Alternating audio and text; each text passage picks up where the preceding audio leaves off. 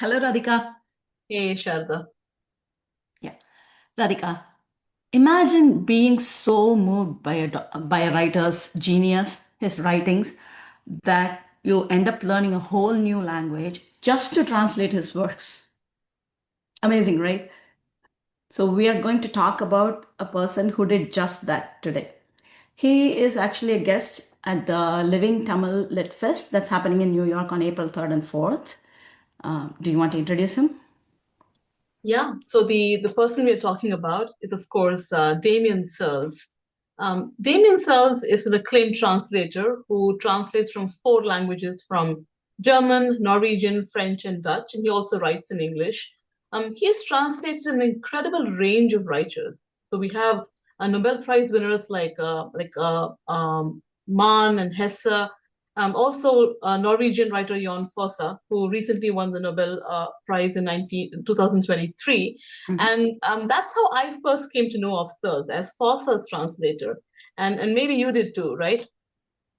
Yeah, yeah, that's when I first heard about him. Uh-huh. So Searles has also translated other major modern writers like Proust and Rilke, Weaver, and the list goes on. I mean, there are several writers that he has translated. He's also an author of several books, nonfiction, poetry, short stories, even a travelogue. And over the years, his work has been widely recognized. He's won several awards, which include the Penn Center USA Award, a Guggenheim Fellowship, and the Helen and Kurt Wolf Prize for anniversaries. We'll be talking about several of his works later. So, what goes into the making of a successful translator? So, as we've been reading about him, we've learned that there are radically different paths to becoming a translator, right, Sharda? That's right, Radhika. Yeah, the past few weeks we've been reading up about several different translators, Mhm. and each of them seems to have a unique path, right? That's right. So, to learn about Damien's path, let's first start with how he learned all the languages he translates from, right? Damien was born in 1969. He grew up in New York City in the Upper West Side, and he did not have a multilingual upbringing, right? His family just spoke English, but he always had this itch to learn another language. He tries out different languages in his school years, but none of them really stick. He goes to Harvard as a philosophy major, and in his senior year of college, he immerses himself in German philosophers. And that's when he gets this drive to learn German. And that's the first language that actually sticks. Okay, so that's German. After Harvard, he goes to UC Berkeley, does his master's and PhD in American literature, and that's his academic background. His journey as a translator actually starts in his late 20s, and several of his early works are in German, of course. That's the language he's most comfortable at this point. And now it's 2002. He's 32, 33 at this point, and he goes to Amsterdam on a Fulbright scholarship, and presumably he learns Dutch during this time. Okay. And in 2004, in his mid 30s, he goes to Harvard again to teach a writing program, and he learns French there. Yeah. And he hasn't even learned the the major language he works on now, right? Which is Right. Norwegian, of course. And Mhm. the story of how he discovers Jon Fosse, of course, the writer he works most with, is very interesting. He is actually commissioned to do a book report on this new Norwegian translator that, I mean, new to English. He's famous in Norwegian. He doesn't know Norwegian. He reads him in German first, and he falls in love with his writing. He's absolutely floored, and he ends up learning Norwegian just to translate Fosse, right? He works with a co-translator and works on the first book, Melancholy, and Mhm. that's how he learns Norwegian. And that seems to be his mode of learning languages. He learns by reading, right? Right. And he actually says in interviews that he can't speak Norwegian. Yeah, how interesting is that? He says he's not fluent at any of these languages, not even German. Mhm. German, yeah. There are many ways to learn languages. I did learn that, yeah. Right. And this is how he learned all those languages. So his journey as a translator starts in his late 20s, right? Do you want to talk about that? Yeah, that is right. So Damien's career as a translator really begins in his 20s. So at this time, Searles reads Ingeborg Bachmann. Ingeborg Bachmann is a famous Austrian poet and philosopher. And he has spoken about how when he read one of Bachmann's works, it was a huge awakening for him, both as a novel and as a translation. And so his first two translated books actually are born out of an admiration for Bachmann. They both relate to her in some way. One of them is called Letters to Felician, and the other is called a Trip to Klagenfurt. Now, both of these works are published in 2004, and these are his first two book translations. Yeah. Yeah, that's right. So that was 2004, right?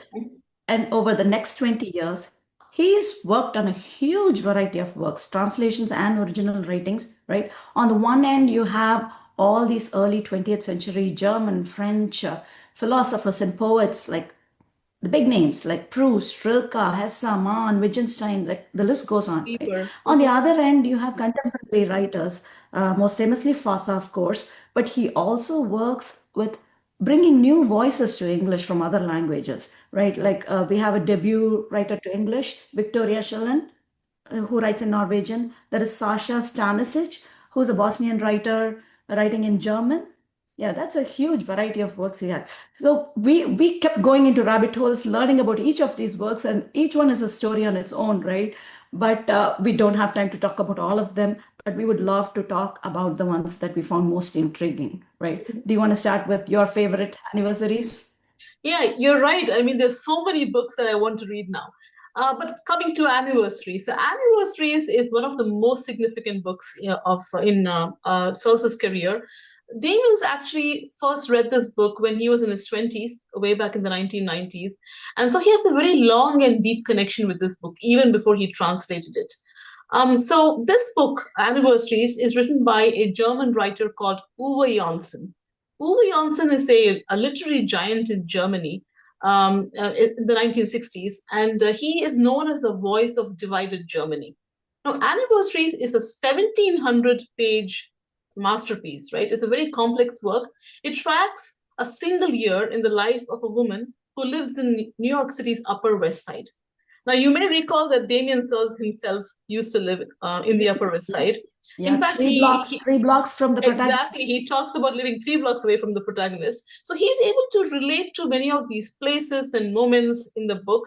And so it is has a very personal connection. It's meaningful to him on a very personal level. And now, for decades, the only English version available of Anniversaries was a very heavily abridged version. And so this book was largely invisible to English readers until Searles translated it in 2018. In 2019, he won the Helen and Kurt Wolf Prize for this book. And he has spoken about how he considers this the hardest undertaking of his life, and he even calls it climbing his Mount Everest. That's right. He has other Mount Everest, if you ask. Many, Yeah. many, yeah. So, yeah, another significant work that his project he's worked on is Henry David Thoreau's journal, his abridgment of the journal, right? So that's a monumental undertaking. Mm-hmm. So when we think of Thoreau, we think of Walden and the Walden. cabin by the pond, but his other work of staggering scale is his journal, right? That he Mm-hmm. kept meticulously over 25 years. So in this journal, you find like some of the most exquisite prose written by him. It's a collection of his daily writings, his observations on nature, but also his philosophy, his self-reflections. Everything is in there. The problem is it's 7,000 pages and 14 volumes and Mm-hmm. not really accessible to a general reader, right?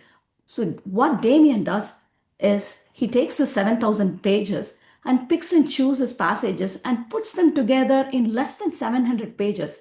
He keeps the everyday writings alongside like the deep philosophy, right? Earlier editions, you might find like selected writings from his journal, maybe his observations on nature or like something on birds, maybe, or like selected works. But what Damien's work does is it allows us to read this actually like this journal, which is a work of art on its own. It gives us the experience of reading the entire journal in 700 pages, right? Right. What a labor of love. Indeed. Yeah. Yeah, yeah. Um, and another book that we have to talk about is Rainer Maria Rilke's A Letter to a Young Poet. Hmm. So Damien translated this in 2020. Rilke was an Austrian poet who is known for his mystical poetry. And so Letters to a Young Poet is consists of 10 letters that Rilke wrote between 1903 and 1908. He wrote them to a 19-year-old military cadet called Franz Kappes.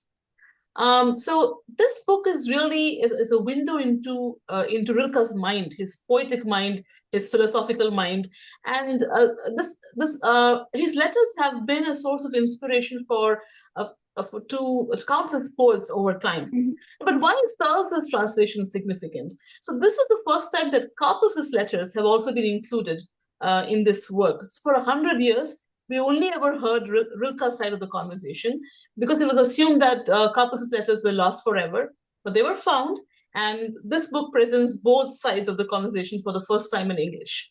Yeah, Yeah, and that's a very different reading experience it for the reader, is, right? really is. Yeah.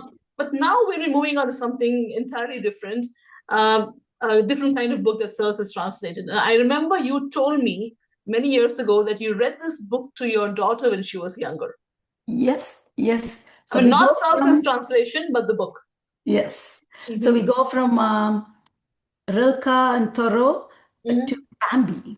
Mm-hmm. Okay, Bambi. We know Bambi as the Disney movie Bambi that came out in 1942, Mm-hmm. but it was actually based on this German novel written by an Austrian writer named Felix Salten. Okay, Mm-hmm. so this was actually a work of literature on its own. It's not just a children's book, right?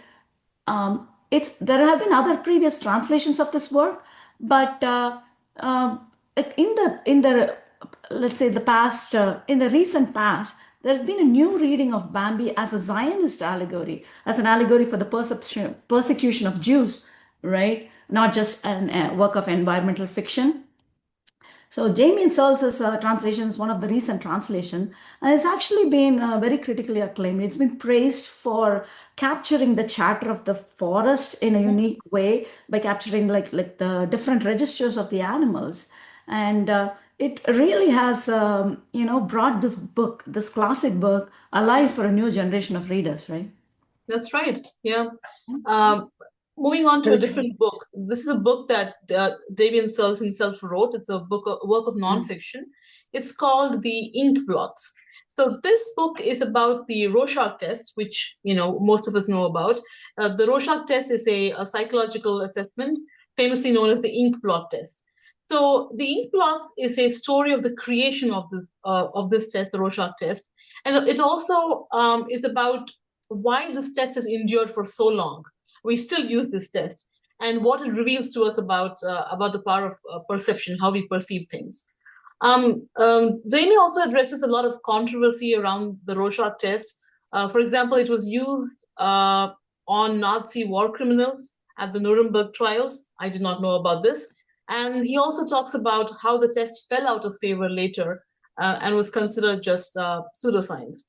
But now, many of us may have heard of the Rorschach test, but I don't know if we've heard of the creator of the Rorschach test. This was a man named Hermann Rorschach. He was a Swiss psychiatrist. And Damien tells the story through letters and interviews and diary archives. And so this book is actually the first ever biography of Hermann Rorschach, which I thought was interesting that no one had ever written this before. So that's another interesting book that came across. Yeah, that's right. Yeah. And while you were talking about the Rorschach test, it made me think about how it's similar to his philosophy of translation itself, right? That we will Yes. talk about later. Yeah. Mhm. That Okay. it really is. Yeah. Yeah, we can't not talk about Fasa, right? So Fasa, who is Fasa? Many of us came to know Damion Searles as Fasa's translator, right? So Fasa won the Nobel Prize in 1923. Jon Fosse is a Norwegian writer. 2023.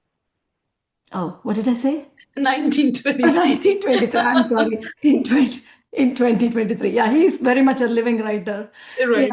So, We already told the story of how Damien discovered Fossa, and he was so moved by his writing that he wanted to learn Norwegian to translate Fossa. Fossa is actually the most produced playwright globally. Hmm. Do you know Okay. that? Yeah. No. So Mhm. he's quite a towering figure in Norwegian literature, and his prose is it's famously called slow prose. So what Hmm. does that mean? His writing is kind of deceptively simple. It uses a lot of repetition and stripped down vocabulary, and it kind of has a rhythm which makes it more like music. And Damien actually calls it pure poetry. And what this has is it has a very meditative effect on the reader, right? So Damien has translated several, I think 10 of Fossa's works.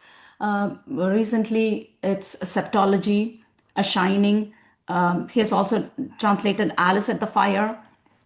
He really has a special connection with Jan Fossa. He's been working with him for 20 years. Yeah, and he continues to translate his works. Yeah, I think he speaks in an interview about how he's moved to tears every time he reads a Fossa book. So there is Yeah. definitely that special connection going on there Mm-hmm. between him and Fossa. Mm-hmm. Well, Mm-hmm. so we know Damien as the translator of 60, over 60 books from multiple languages. And after spending decades thinking about and practicing translation, Searles has written an account of what he thinks translation is and what he thinks translators really do. And this book is called The Philosophy of Translation. It was published in 2024, and we have our copies of our book right Yeah. here with us. Yeah. So this book is divided into two parts. The first part talks about the history of translation, and Damien lays out his philosophy of translation. And the second part is more concrete examples, many from Damien's own work. Now, both of us, we spent a week or over a week reading this book and many, Yeah. many hours, yeah, Yeah. discussing the ideas Countless in this hours book. discussing Countless them. hours. Correct. And I have to say that it gave us new ways of thinking about translation, right? So Damien covers a lot of ground in this book, and we are really not going to even try to summarize this book right now. But what we will do is to present his core arguments the way we understand them, Yeah. right? So let's begin with the you know the major argument that he makes in this Yeah. book. Yeah. So that is that reading is the most important part of the translation process. So Damien says that a translator is first and foremost a reader who writes. So reading as a translator, it means to read deeply and to read really well. Yeah. Yeah. So, to understand Damien's philosophy of translation, we have to actually start somewhere else. We have to actually start with the philosophy of perception. Why perception? Yeah, so Damien presents the philosophy of perception as actually an analogy for the process of reading as a translator itself, right? So we tend to think of perception as kind of a passive process, like more like a camera, all these sense receiving signals from the outside and then the brain processing it. That's how we tend to think of perception. But Damien's borrows his idea from the philosophy of perception put forth by Merleau-Ponty, who is a French philosopher. So what he argues that perception is not a passive process at all. It's actually a bodily experience, and we perceive by moving through the world and actively engaging with it. Right? The idea of that the world is out there and we are in here in our friends is just not true according to Merleau-Ponty. There is no subject-object divide. Hmm. And what does this have to do with translation or reading, right? So Damien argues that translation, or more precisely, reading as a translator, also works in a very similar way. Okay, there is no such thing as an objective translation of a text. Every translator can only translate their own subjective reading of the text. So what does that mean? So let's think about how reading works. We both of us read War and Peace, right? And we have this image of Prince Andre in our heads. But now my Prince Andre is not going to look exactly like your Prince Andre. Does that mean that one of us is wrong? No, that's how reading works, right? We take what is presented in the text and create our own interpretation of it, our own subjective reading of it. That's how reading works, right? Since reading itself is neither subjective nor objective, translation is also neither subjective nor objective.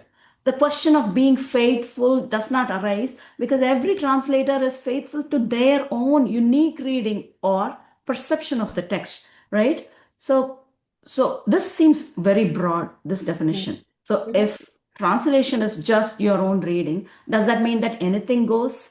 So here is where Damien introduces this concept of affordances, which is actually a term coined by an American psychiatrist called James Gibson. you know Damien says that every text offers affordances, which means it offers a certain number of possibilities. Like there are only a certain number of possibilities that Prince Andre can look like, right? He's not going to be female, or he's not going to look very different. Like they're going to be somewhat similar. So Mhm. that's what he calls as affordances. So Mhm. when we say that the translator is unique to their own reading, Mhm. that means they're staying within those affordances as offered by the text. They're still guided by the text, right? Mhm. Yeah, that's an interesting concept right there of the concept of affordances. So, but how does a translator take his subjective reading of the text and then present it to a new set of readers? So here, Damien introduces a metaphor of the arrow and the arc. So he says that every piece of writing has an arrow. The arrow is basically just a metaphor for communication, right? So in the case of a writing, the arrow points from the author to his reader. Now, the translator's job is to just repoint this arrow to a new audience Mhm. reading in a new language. Damien calls this process realignment. But if the translation was just a mechanical process, then all you'd have to do is just to repoint the arrow in a different direction. But that's not how reading works. That's not how translation works. So now we come to the concept of an arc. So reading like a translator, according to Damien, means paying attention to the norms and conventions of a language. So this he calls the baseline of the language. So what is convention? The norms and conventions. Reading like a translator means you have to find the original. You have to find the way the text deviates from the original text, and you have to decide uh, which of these deviations are standard aspects of the language, and which of them are something that are specific to the text itself. So let me give you an example. So, for example, translations from Spanish, they tend to sound really flowery because Spanish has a Latinate vocabulary, and Latinate words in English, they sound very flowery. But in Spanish, they're just words. They don't have the same feeling. So a translator translating from Spanish should not bring this floweriness into the English translation unless that floweriness is being used intentionally by the author. So only these deviations from the baseline that are specific to the text need to be expressed in a translation. So if the arrow is the communication from the author to the audience, the arc is a trajectory of the arrow. It's a particular way in which the text lifts off from its baseline. And the job of the translator is to redirect the arrow, but to recreate the same arc. So he redirects the arrow to point to a new audience, but he has to retain the same arc, the same feeling. Yeah, that's actually a very interesting metaphor. I think that will become clearer as we talk about the examples, right? So Damien has translated over 60 works, and he presents a lot of examples from his experience in his book. And we're going to talk about some of them. Do you want to start with his favorite? Yeah, let's start with the one that Damien is the most proud of, right? So this is the dog's name in septology. In the original Norwegian, the dog's name is Braga in Norwegian. Yeah, it's spelled Brage, so Braga. So this is a cute dog name in Norwegian. So when Damien translated this into English, he initially retained the name. So he kept the dog's name as Braga. But as he reread it, he felt that an English reader would pronounce Brage not as Braga, but as Brage. And Brage is not a cute dog name in English, right? So he then finds out that Braga actually is derived from Bragi, Bragi, who is a Norse god of poetry. So this would be like naming your dog Apollo or Orpheus, something like that. And so he decides to call the dog Bragi in his English translation. The Bragi sounds kind of cute and silly, like the dog in the story is. And it might even rhyme with doggy, if depending on how you say it. Mm-hmm. Yeah, what a great name. I think that it was really a stroke of genius, right? Mhm, mhm. That's a great name for such a beloved character. I mean, it's one of the greatest dogs in literature, according to David. Yeah. Mhm, Yeah. Another factor that a translator needs to take into account when they're trying to recreate the arc, right, mhm, is the force. Damien calls it the force or the vitality of the text. mhm, Okay. So it'll become clearer with this example. Okay. So Damien has translated Max Weber's mhm, vocation lectures. So these are lectures that Weber delivered between 1917 and 1919, mhm, and they are intended for a popular audience, popular German audience. And now Damien says that when he translated them to English, he tried to recreate them um, as lectures for a popular lectures for an English audience, right? mhm, If he tries to retain the original German, try to translate it word for word, it's going to end up sounding very stodgy in English mhm, and not like a popular lecture at all, right? mhm, uh, an example he gives is sounds like this. Okay, this is from an earlier translation. mhm, We can see very clearly that the latest developments are moving in the same direction as. And mhm, Damien's version sounds like this.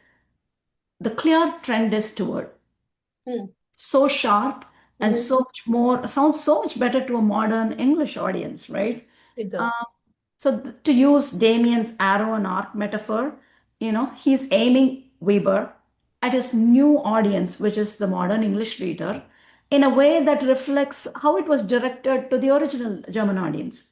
In other words, he's recreating that arc, Mm, repointing and recreating that arc, right? mhm. Yeah, that's a great example. Mhm. Um, Another example that we could talk about is the title of a Fossa book. Good.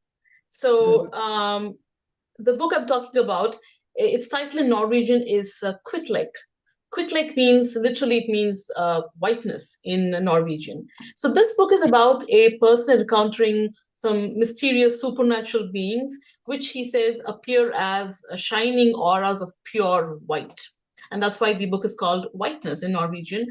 But he couldn't exactly use whiteness as a title of the English translation because whiteness has strong connotations of racial privilege, in some parts of the world. And so he calls the book A Shining, which evokes a similar feeling in the readers, but also it has, well, accidentally, a spooky connotation. You've heard of the movie The Shining, so your mind immediately goes to The Shining, and so this is how David recreates the arc, in his English title of the book. Yeah, yeah. Yeah, reading this book actually gave me a newfound appreciation for the work that translators do, right? Yeah. So we know that translation is a creative endeavor, but I really didn't think about all this. I know you were talking about that earlier too. Yeah, I mean, being a translator is it's about making countless decisions about what is more important, what is less important, how do you want to recreate what you think is important. And so every word of every sentence needs to be weighed carefully. And Damien would say that arc needs to be recreated responsibly, right? That's a big responsibility for a translator. Hmm. Um, mhm. Yeah. So yeah. This book also made us reflect on some challenges faced by translator in other parts of the world, right? In working in different contexts. For example, in Indian languages, the the translator is talking to two different kinds of audience, like the native English speaker, but also English speakers in India, right? Mhm. And Mhm. that probably has its own challenges. Yeah, but I feel like the broader philosophy that Damien puts forth in this book is truly universal. It is applicable in any context, right? So I personally, at least, I'm going to. I've had a reset in how I view or read translation. Mhm. Um, I'm not going to